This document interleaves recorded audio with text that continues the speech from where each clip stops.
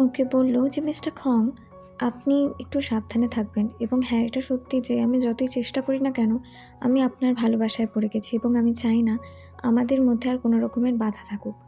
এই কথা বলতে না বলতেই যখন ওরা আরেকটু কাছে আসতে যাচ্ছে, তখনই ছেলেটার বন্ধু ওখানে চলে আসে এবং এসে বলে, "ভাই তুই কোথায় ছিলিস? তোকে তো আমি এতক্ষণ খুঁজেই পাচ্ছিলাম না। তুই ঠিক আছিস তো? তোর কিছু হয়নি তো?" মানে ওদের মধ্যে যে কথাটা হচ্ছিল সে কথাটা ওখানেই ব্রেক হয়ে যায় এবং এই কথাটা ওরা এগোতে পারে না। পরে যেহেতু ওরা সবাই আগুনের থেকে বেঁচে গেছে, তাই ওরা সবাই ছুটে ওই জায়গা থেকে বেরিয়ে যায় এবং সেটা দূরে বসে, বসে এই ছেলেটার দিদি এবং তার আগের এক্স বয়ফ্রেন্ড দেখছিল। পরে তারা রাতে কল করে। কল করে ওরা কথা বলে সামনাসামনি এসে। তারা দুজন দুজনকে বলে যে তারা যেভাবেই হোক না কেন জিহোককে মানে বসকে একেবারেই শেষ করে দেবে যাতে ও কোথাও মুখ দেখাতে না পারে এবং এই ছেলেটা বলে যে জিহোকের যত অ্যারোগেন্সি আছে ও সব তাকে ভেঙে দেবে। রাতে জিহোক খুবই খুশি থাকে। জিহোকের মনে হয় যে এতদিন পরে তার মনের সব ইচ্ছা পূরণ হলো। দারিম নিজে এসে তাকে বলেছে যে সে তাকে পছন্দ করে এবং দারিম এবং তার মধ্যে কোনো রকমেরই কোনো বাধা বিপত্তি নেই। ওইদিকে আমরা দারিমকে দেখি। মানে দেখি হচ্ছে কিনা জিহোকের নজর থেকে। জিহোক মনে করছিল দারিমের সাথে তার কত ভালো, ভালো মোমেন্ট ছিল।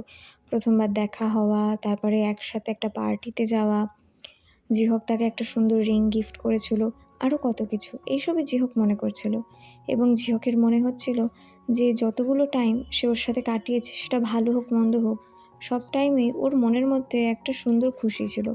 ওইদিকে দারিমেরও অবস্থা খারাপ ছিল। দারিম ভাবছিল যে দারিম কী করে বেহায়ার মতো জিহোকের কাছে গিয়ে সব কনফেস করে দিল। কিন্তু ও খুশিও ছিল। পরের দিন আমরা দেখি জিহোক রেডি হচ্ছে।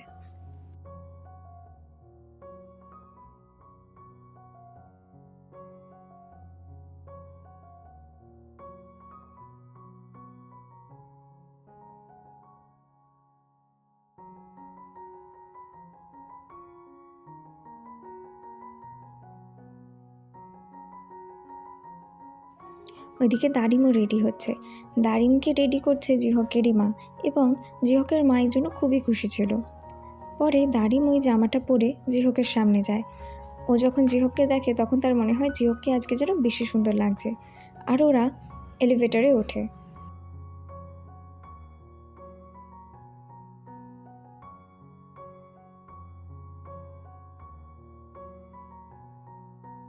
এলিভেটরে অতগুলো লোকের মাঝে জিহক দারিমের হাত ধরেছিল এবং এই জন্য দারিম একটু ভয় পেয়ে যায়। দারিম জিহককে বলে যে, "আপনি যদি এরকম করতে থাকেন সবার মাঝে তাহলে তো লোকে জেনে যাবে, তাই না? যে আমরা রিলেশনশিপে আছি।" তো জিহক তাকে বলে, "তাহলে এরকম জামা আর পরে আসবে না যেখানে তোমাকে এত সুন্দর দেখতে লাগে।"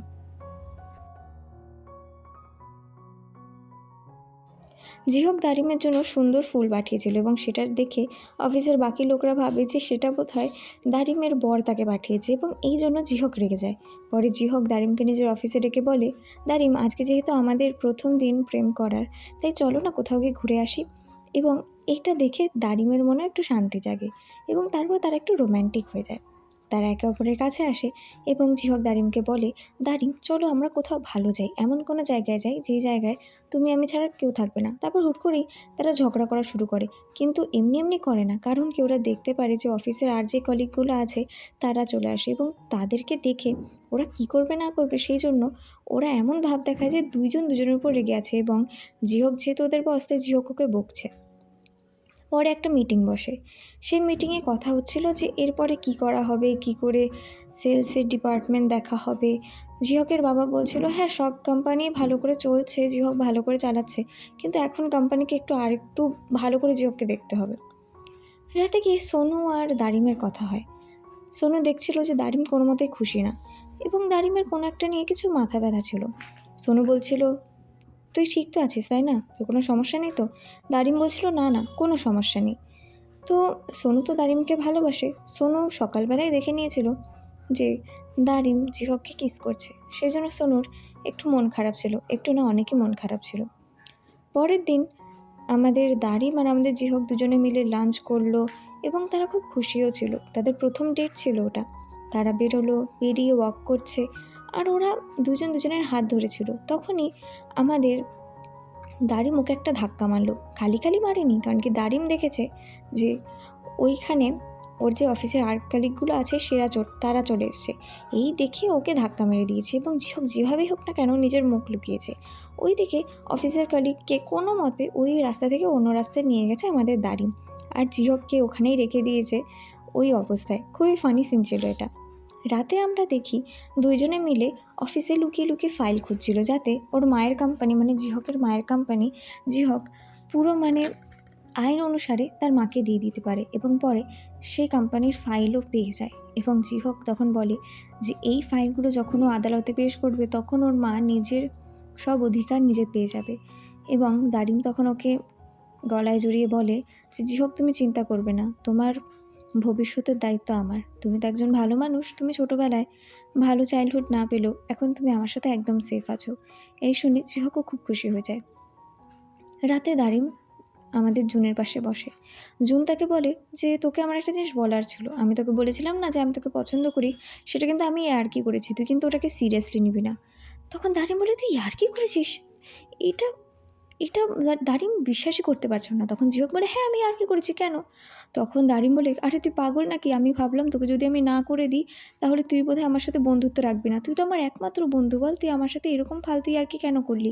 এরপর থেকে এরকম ইয়ার্কি করবি না। পরের দিন আমরা দেখি যে আমাদের জিহকের মন খুবই খারাপ ছিল, কারণ কি জিহককে এমন ভান করতে হয়েছে যে সে দারিমকে পছন্দ করে না, যাতে দারিম আর তার মধ্যে বন্ধুত্ব সম্পর্ক অন্তত বেঁচে থাকুক। ওইদিকে এই মেয়েটি জিহক আমাদের জুনকে তার কাঁধে মাথা রাখতে বলে এবং বলে, কোনো ব্যাপার না, আমি যেমন তোমাকে ভালোবাসি আর তুমি বোঝো না সেখানেও আমার কষ্ট হয়, তেমনই তুমি যেমন দারিমকে ভালোবাসো দারিম বোঝে না সেটাতেও তোমার কষ্ট হয়, আমি তোমার কষ্ট পুরো বুঝতে পারছি। এটা হতেই পারে যে ও তোমাকে কোনো দিন ভালোবাসবে না, কিন্তু আমি তোমাকে সবসময় ভালোবাসবো এবং সবসময় তোমার কাছে থাকবো। ওইদিকে আমরা দেখি ওর দিদি আরও একটা খারাপ চাল চালে। ওর দিদি বলে, জিহকের কোম্পানিতে জিহকের আন্ডারে যারা কাজ করছে এখন থেকে তারা সবাই কল সেন্টারে কাজ করবে আমাদের কোম্পানির আন্ডারে। কারণ কি, ওরা যেহেতু পড়াশোনায় ভালো না, তাই ওদেরকে এমন কোনো কাজ দিতে হবে যেই কাজ করলে আমাদের মনে হয় যে ওদের স্যালারি অনুযায়ী ওগুলো মানিয়েও যাবে। তো ওদের সবাইকে কল সেন্টারে কাজ দেওয়া হয় এবং সেখানে ওরা সব কাস্টমারের থেকে উল্টোপাল্টা শোনে, যেমন কল সেন্টারের কাজ হয় আর কি। ওইখানে কাজ এতই বেশি চাপের ছিল আর লোকরা এতই ওদেরকে খারাপ কথা বলছে যে একটা কালিক তো কান্না করতে থাকে। ওইদিকে যখন ওরা সবাই ওয়াশরুমে ছিল তখন হুট করে এই মেয়েটি চলে আসে এবং মেয়েটি এসে বলে, আমি কিন্তু জানি যে জুন তোমার আসল বর না, এবং একটা কথা বলি যে তোমার এই কথাটা তো আমি জানি আর এটা আমাকে জিহকই জানিয়েছে, আর অ্যাকচুয়ালি আমি জুনকেই পছন্দ করি। তো এটা শুনে দারিম অবাক হয়ে যায়। ওরা সবাই রাতে গিয়ে একটা রেস্টুরেন্টে যায় এবং সেই রেস্টুরেন্টে গিয়ে ওরা সবাই খাওয়া দাওয়া শুরু করে এবং কথায় কথায় আমাদের দারিম জিজ্ঞাসা করে যে তুমি তো এত বেশি সুন্দরী, তাহলে তুমি কেন বলো তো মানে আমার বন্ধু জুনকে পছন্দ করো? ও তো ডিভোর্স এবং এক ছেলের বাবা। তখন আমাদের এই মেয়েটি বলে যে আসলে কী বলো তো, আমি দেখেছি যে জুন খুবই ভালো মানুষ এবং ওর বাচ্চাকে খুব ভালোবাসে। আমার মা বাবা কোনো দিন আমাকে ভালোবাসেনি, ওরা সবসময় টাকা ইনকাম করাতেই বিজি ছিল এবং আমি কোথাও না কোথাও জুনের মতো একটা মানুষ চেয়েছি যে আমাকে খুব ভালো করে হেল্প করবে, যে আমার সাথে থাকবে, আমাকে একেবারে বাচ্চার মতো রাখবে এবং খুশি রাখবে, এবং সেটা আমাকে জুন ছাড়া আর কেউ রাখতেই পারবে না। এই বলার পরে ওরা দুজন বোন হয়ে যায়। ওইদিকে এইদিকে জুন ছোটে আর ওইদিকে আমাদের জিহক ছোটে। ওরা দুজনেই জেনে গেছিলো যে এরা দুজন একসাথে মিলে ড্রিঙ্ক করছে। তো ওরা তো ড্রিঙ্ক করতে থাকে। ওরা খুব মজা করছিল অ্যাকচুয়ালি। ওরা দুজন বোন অবস্থায় ছিল, মানে বোনের মতো ভাবসাব করছিল। পরে ওদের বয়ফ্রেন্ড চলে আসলে সবাই সব ব্যাপারটা সামলে নেয়। ওরা কী করবে বুঝতে না পেরে এই মাতাল দুজনকে বাড়িতে নিয়ে আসে এবং তাদের মা এই অবস্থা দেখে পাগল হয়ে যায়। তারা বলে, এটা কি হচ্ছে? মানে সবাই খুব ভয় পেয়ে গেছিলো। পরে জিহক আর জুন সামনাসামনি বসে এবং দুজনের মনে এই খেয়ালই ছিল যে জুন কি স্যাক্রিফাইস করলো জিহকের জন্য।